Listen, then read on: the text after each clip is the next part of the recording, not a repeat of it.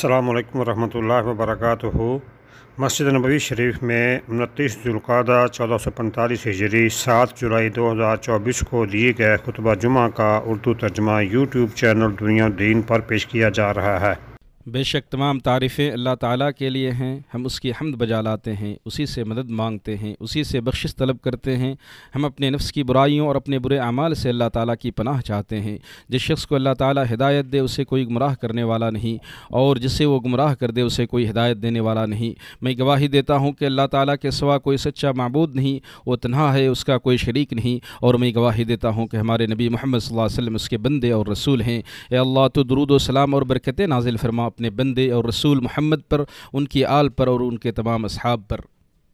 اے لوگو جو ایمان لائے ہو، اللہ سے ڈرو جیسے اس سے ڈرنے کا حق ہے، اور تم ہرگز نہ مرو مگر اس حال میں کہ تم مسلم ہو۔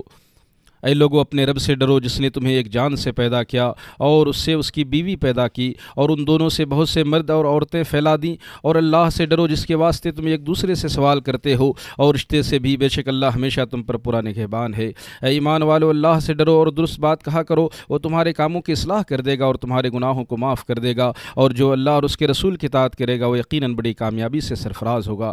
حمد و صلات کے بعد اے مومنو، بے شک اللہ عز و جل نے اسلام کے ذریعے ہمیں قوت و غلبہ عطا فرمایا، ایمان کے ذریعے ہمیں عزت بخشی، اور اپنے نبی صلی اللہ علیہ وسلم کی بعثت کے ذریعے ہم پر بڑی مہربانی فرمائی۔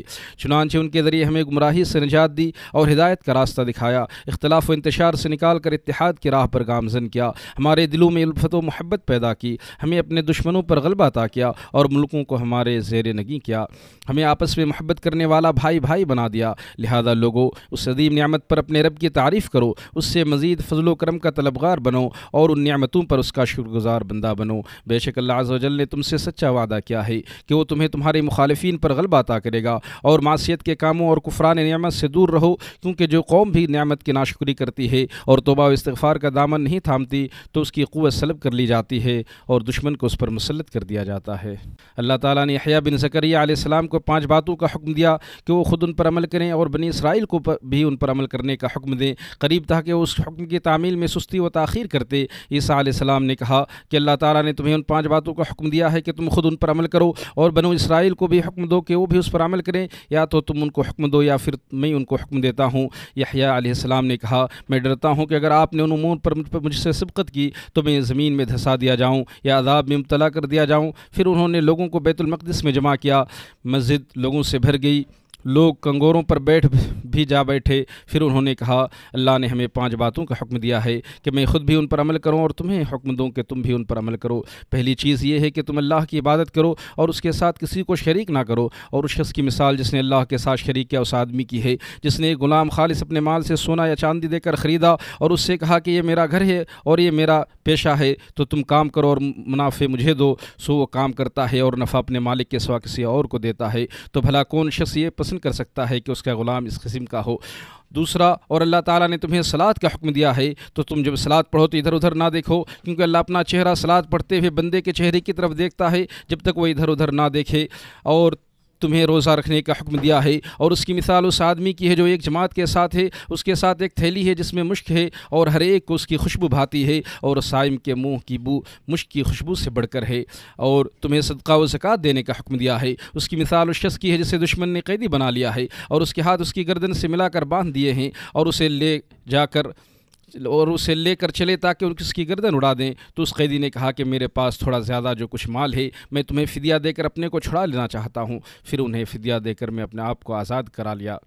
اور اس نے حکم دیا کہ تم اللہ کا ذکر کرو، اس کی مثال اس آدمی کی مثال ہے جس کا پیچھا دشمن تیزی سے کرے اور وہ ایک مضبوط قلعہ میں پہنچ کر اپنی جان کو ان دشمنوں سے بچا لے۔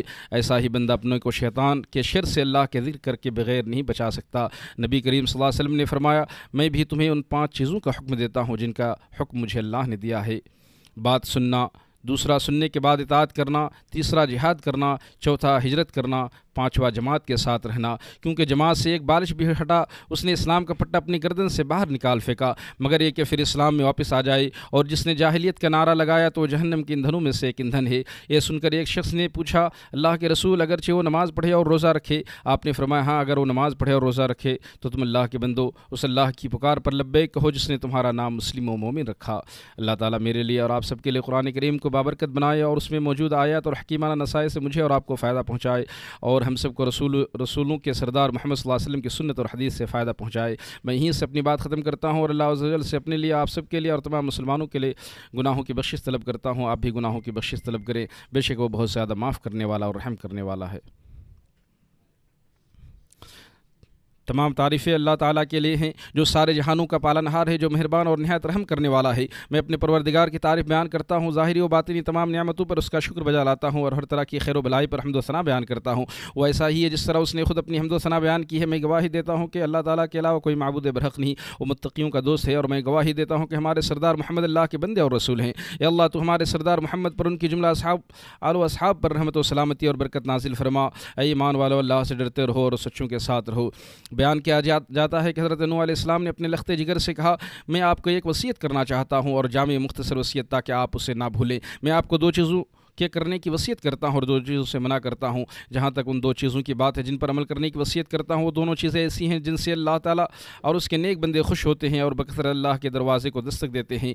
پہلا، میں آپ کو کلمہ لا الہ الا اللہ کی وصیت کرتا ہوں، کیونکہ اگر زمین و آسمان کو ایک حلقہ اور دائرہ بنا دیا جائے، یہ کلمہ اسے ریزہ ریزہ کر دے گا، اور اگر زمین و آسمان کو ایک پڑے میں رکھ دیا جائے تو یہ کلمہ ان پر بھاری ہوگا۔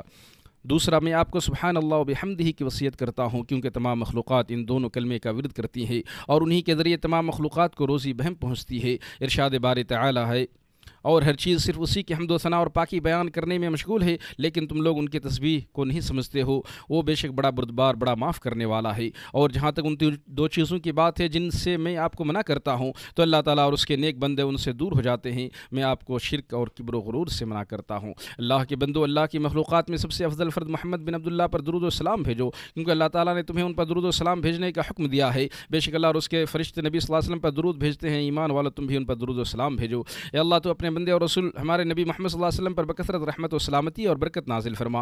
اے اللہ، ہدایت یافتہ خلفائے راشدین ابوبکر، عمر، عثمان و علی سے اور تمام صحابہ و تابعین سے تو راضی ہو جا، اور ان سے بھی جو احسان کے ساتھ تا قیامت ان کی پیروی کرے، اور ان کے ساتھ ساتھ فضل و کرم کرتے ہوئے ہم سے بھی راضی ہو جا۔ اے سب سے زیادہ رحم کرنے والے، اے اللہ تو اسلام اور مسلمانوں کو عزت و غلبہ عطا فرما، کفر اور اہل کفر کو ذلیل و رسوا کر دے۔ اے اللہ تو اپنے دین کے دشمنوں کو تباہ و برباد کر دے، اس ملک اور تمام مسلم ممالک کو امن و سکون اور خوشحالی و کشادگی کا گہوارہ بنا دے۔ ہمیں اپنے ملکوں میں مامون و محفوظ رکھ، ہمارے حکمرانوں اور ذمہ داروں کی اصلاح فرما، ہماری حکومت ایسے لوگوں کے ہاتھ میں دے کہ تجھ سے خوف کھائے، تجھ سے ڈرے اور تیری رضا و خوشنودی کے کام کرے۔ اے سارے جہانوں کے پالنہار، اے اللہ خادم حرمین شریفین کو اپنے پسندیدہ کاموں کی توفیق عطا فرما، اپنے پسندیدہ طریقے کی طرف ان کی رہنمائی فرما، انہیں اپنی رضا کے لیے عمل کرنے کی توفیق عطا فرما، ہر خیر و بھلائی کے معاملے میں ان کی مدد فرما۔ اے جہانوں کے پالنہار، اے اللہ تو ان کی آرا میں درستی عطا فرما، انہیں ہر نیک صالح اور مقبول عبادت کی توفیق عطا فرما۔ اے سب سے زیادہ رحم کرنے والے، اے جہانوں کے پالنہار، اے اللہ تو ان کے ولی عہد کو بھی اپنے پسندیدہ کاموں کی توفیق عطا فرما، ان دونوں کو اپنی ہدایت کی توفیق عطا فرما، ان کے ذریعے اسلام اور مسلمانوں کی مدد فرما۔ اے اللہ تو فلسطین کے کمزور بھائیوں کی مدد فرما۔ اے سارے جہانوں کے پالنہار، اے طاقت و قوت کے مالک، تو ان کا حامی و ناصر اور مددگار بن جا۔ اے اللہ تو ان کے مصائب کو دور کر دے، ان کی پریشانیوں کو زائل کر دے۔ اے فضل و کرم والے، ان کی اور تمام مسلمانوں کی پریشانیاں دور فرما۔ اے سب سے زیادہ کرم کرنے والے، اے اللہ تو ہم نے جو گناہ اور ظلم کیا اسے بخش دے، ہمیں ثابت قدمی عطا فرما اور کافروں پر ہمیں فتح و نصرت عطا فرما۔ اے اللہ تو ہمارے اگلے پچھلے پوشیدہ و علانی اور تمام وہ گناہ جنہیں تو ہم سے زیادہ جانتا ہے وہ سب معاف فرما۔ تو ہی آگے کرنے والا اور پیچھے ڈھکیلنے والا ہے، تیرے سوا کوئی معبود برحق نہیں، تو پاک ہے اور ہم سب ظالم ہیں۔ اگر تو ہمیں معاف نہیں کیا اور ہم پر رحم نہیں کیا تو ہم خسارہ اٹھانے والوں میں سے ہو جائیں گے۔ اے اللہ، ہم تجھ سے دنیا میں بھلائی کا سوال کرتے ہیں اور آخرت میں بھی، اور ہمیں آگ کے عذاب سے محفوظ فرما۔ اللہ کے بندو، اللہ تعالیٰ عدل کا، بھلائی کا اور قرابت داروں کے ساتھ حسن سلوک کرنے کا حکم دیتا ہے، اور بے حیائی کے کاموں، ناشائستہ حرکتوں اور ظلم و زیادتی سے روکتا ہے۔ وہ خود تمہیں نصیحت کر رہا ہے کہ تم نصیحت حاصل کرو، بس اللہ تعالیٰ کو یاد رکھو، وہ تمہیں یاد رکھے گا، اور اس کی نعمتوں پر اس کا شکریہ ادا کرو، مزید نوازے گا۔ اور اللہ تعالیٰ کا ذکر تو سب سے بڑی چیز ہے، اور جو کام تم کرتے ہو اللہ اسے جانتا ہے۔ مسجد نبوی شریف کے خطبہ جمعہ کا اردو ترجمہ آپ نے یوٹیوب چینل دنیا و دین پر سماعت فرمایا۔ ترجمہ و آواز محترم محمد ضیاء الحق تیمی، PhD اسکالر، مدینہ یونیورسٹی۔ قرآن سمجھیں، قرآن سمجھائیں، دوسروں کو بھی قرآن سمجھنے کی دعوت دیں، نماز اور مصنون اذکار بھی سمجھ کر پڑھیں۔